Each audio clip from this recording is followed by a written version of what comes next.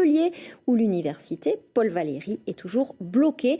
Après une semaine de vacances, le mouvement contre la plateforme Parcoursup et le plan étudiant paralyse à nouveau les cours. Explication, Cybèle Plichard et Thierry Ville. Le froid n'a pas découragé les plus motivés. 4e jour de mobilisation à l'université Paul Valéry. L'accès aux cours est littéralement bloqué. En ligne de mire, la loi OR, orientation et réussite des étudiants. Moi j'ai eu de la chance, je suis passé entre les gouttes. C'était la dernière année où ça passait encore. Quoique, vu le nombre de gens qui ont été délaissés par APB, là avec Parcoursup, ça va être la guerre pour l'entrée à l'université. Et pour convaincre les plus sceptiques, place au débat. Les syndicats étudiants réclament l'abrogation de la loi, le retrait de la réforme du bac et de la plateforme Parcoursup, trop discriminante à leur goût.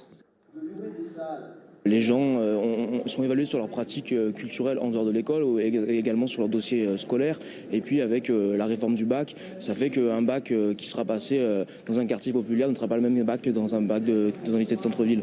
Et donc c'est vraiment des mécanismes qui sont assez difficiles à décrypter. Et le mot sélection n'est jamais prononcé, mais en revanche le résultat c'est bien celui-là.